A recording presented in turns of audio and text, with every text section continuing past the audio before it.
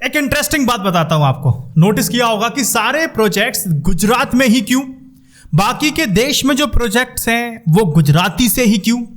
सवाल इंटरेस्टिंग होगा और है भी। साथ ही केजरीवाल का वो सीक्रेट हिट फॉर्मूला जिसे आज मैं आपको वीडियो में बताना जा रहा हूं, जिसको आपको पता होना चाहिए। बहुत सारे सवाल हैं, लेकिन सवाल वीडियो शुरू करने से पहले एक सवाल पूछता हूं कि अब की बार किसकी सरकार गुजरात में? मुझे कमेंट सेक्शन बताइएगा, मैं सबके कमेंट पढ़ता हूं। देखिए, गुजरात में चुनाव है। वेदांता फॉक्सकॉन प्रोजेक्ट पहले महाराष्ट्र के पुणे में लगने वाला था, अब वो गुजरात में लगेगा। वेदांता फॉक्सकॉन प्रोजेक्ट की टोटल कॉस्टिंग अगर आप देखेंगे तो 1,54,000 करोड़ है। अब 22,000 करोड़ का टाटा एयरबस प्रोजेक्ट गुजरात में लगना तय है। ये रिसेंटली दो सबसे बड़े प्रोजेक्ट हैं जो कि अब गुजरात में चले गए हैं, मुंबई में लगने थे। पिछले महीने वेदांता फॉक्सकॉन प्रोजेक्ट के लिए गुजरात सरकार के साथ MOU साइन किया गया। वेदांता और इलेक्ट्रॉनिक्स विनिर्माण क्षेत्र की बहुत बड़ी दिग्गज ताइवान की कंपनी है। फॉक्सकॉन ने राज्य में सेमीकंडक्टर और डिस्प्ले मैन्युफैक्चरिंग प्लांट लगाने के लिए एग्रीमेंट किया था। यह देश का पहला सेमीकंडक्टर प्लांट होगा। इससे 1 लाख से भी ज्यादा रोजगार के अवसर पैदा होंगे। अब केंद्र सरकार ने टाटा एयरबस प्रोजेक्ट के गुजरात में स्थापित करने की घोषणा कर दी है और इस परियोजना के तहत पहली बार कोई प्राइवेट कंपनी की तरफ से सैन्य विमान का निर्माण भारत में किया जाना है।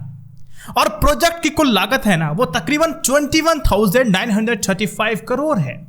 21,935 करोड़। विमान का इस्तेमाल नागरिक उद्देश्यों के लिए किया जा सकता है। ये गुजरात में चल रहा है सब। FDI की लिस्ट में गुजरात आज की तिथि में 6ठे पोजीशन पे है। गुजरात से आगे कर्नाटका, महाराष्ट्र, देन हरियाणा, दिल्ली और तमिलनाडु ये हैं। ऐसे में वेदांता फॉक्सकॉन प्रोजेक्ट के गुजरात में लगने से गुजरात में 1.54 लाख करोड़ का निवेश होगा। ऐसे में गुजरात FDI के मामले में नंबर 1 पर आ जाएगा। इस प्रोजेक्ट की कुल लागत का बड़ा हिस्सा FDI से तो ही आ रहा है। रैंकिंग सुधरेगी। देश के मशहूर बिजनेसमैन मुकेश अंबानी ने गुजरात में निवेश की बहुत बड़ी प्लानिंग कर रखी है। RIL ने गुजरात में ग्रीन एनर्जी और अन्य परियोजनाओं में 5.95 लाख करोड़ रुपए निवेश करने जा रही है।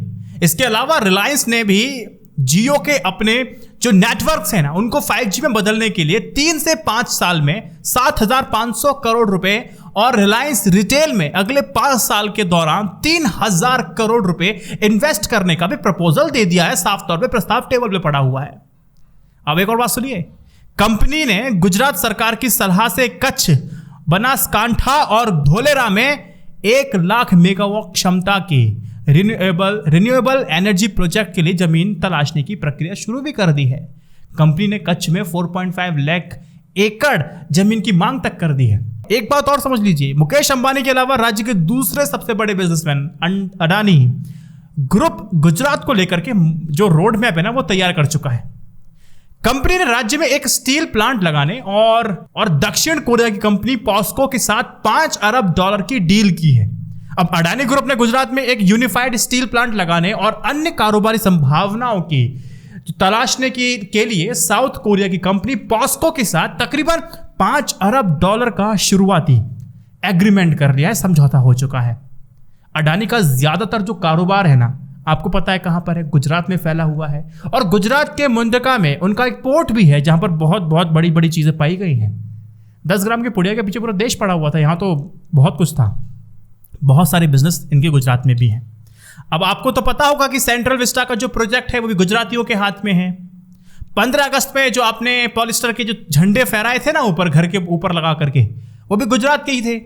वे गुजरात से बन करके पूरे देश में सप्लाई हो रहे थे। ये भी आपको पता होगा। तो देश में जितने बड़ी बड़ी योजनाएं हैं, इंफ्रास्ट्रक्चर है, वहां सब गुजरातियों का आप देख सकते हैं हस्तक्षेप है। और वो पूरा प्रयास देश को विश्वगुरु बनाने में कर रहे हैं। तो क्या मैं कंक्लूजन निकाल सकता हूं कि सारी प्रतिभाएं गुजरात में ही रहती हैं और बाकी के राज्यों में मामला गंभीर है? अब अगली बात कर लेता हूं। केजरीवाल जी का नोटों पर भगवान गणेश और माता लक्ष्मी जी के फोटो हो ताकि इकोनॉमी की हालत सुधर जाए, ऐसा बयान दिया था अरविंद केजरीवाल ने। और यह सोचकर दिया था कि भैया मैं हूं हिंदू और हिंदुओं को मैं करूंगा अट्रैक्ट, और सबसे कट्टर हिंदू यह साबित करने की अरविंद केजरीवाल ने कोशिश की थी। लेकिन इसका काउंटर तो बीजेपी को करना था, क्योंकि बीजेपी तो अपने आप को स्वघोषित हिंदू पार्टी कहती है, एकमात्र काम करने वाली पार्टी ये है। तो बीजेपी ने क्या किया कि गुजरात में बीजेपी के कॉमन सिविल कोड के दाव ने हिंदुत्व के मोर्चे पर बीजेपी से 2 कदम आगे निकलने की कोशिश कर रही है। आम आदमी पार्टी को मतलब चौंका सा दिया है। अगर आम आदमी पार्टी समर्थन करते हैं तो बीजेपी के ट्रैप में फंस जाएंगे, और अगर आम आदमी पार्टी इसका विरोध करती है तो अभी बीजेपी के ट्रैप में फंस जाएंगे। मामला थोड़ा सा नाजुक बना हुआ है, करो तो करे क्या, बोले तो बोले क्या। चलिए, ये तो बात होगी आज की। अब अरविंद केजरीवाल की एक बात समझाता हूं मैं आपको, एक फैक्ट बताता हूं दोस्त। पहले ये फैक्ट समझ लो। बीजेपी शासित जो उत्तराखंड है ना, सरकार ने पिछले विधानसभा चुनाव से ठीक पहले यूसीसी लाने की घोषणा की थी, सिविल कोड। इस बारे में पहल करते हुए उसने यूसीसी लागू करने के सभी पहलुओं का मूल्यांकन करने में मदद के लिए एक रिटायर्ड हाई कोर्ट जज के तहत एक संवैधानिक समिति गठित कर दी थी। हालांकि उत्तराखंड में सरकार आ चुकी है, लेकिन आपको पता होना चाहिए कि अभी तक यूसीसी लागू वहां पर नहीं हुआ है। अब समझा ये जा सकता है कि गुजरात सरकार भी उसी तरह के किसी समिति बनाने की घोषणा कर सकती है और लोगों को अपने पक्ष में ला सकती है, रुझान बना सकती है, हवा बना सकती है। समझे? बस एक बात यहां पर ध्यान देने वाली यह है कि नोटों पर फिलहाल तो अरविंद केजरीवाल जी ने कहा था कि हमें गांधी जी की तस्वीर से कोई समस्या नहीं है, दूसरी तरफ माता लक्ष्मी और गणेश भगवान की तस्वीर छाप दीजिए। मगर जैसे अपने पीछे उन्होंने गांधी जी को दीवार से हटा दिया ना केजरीवाल साहब ने, वैसे ही अगर उनका शासन आ गया तो क्या नोटों पर रहेंगे नहीं रहेंगे? स्वाभाविक सवाल है, पूछने वाला बनता है। ये सवाल तो पूछना जरूरी भी है। तो केजरीवाल ने सिर्फ गुजरात के लिए नहीं बल्कि 2024 के लिए भी एक साफ मैसेज दे दिया है। अच्छा, वो क्या मैसेज है?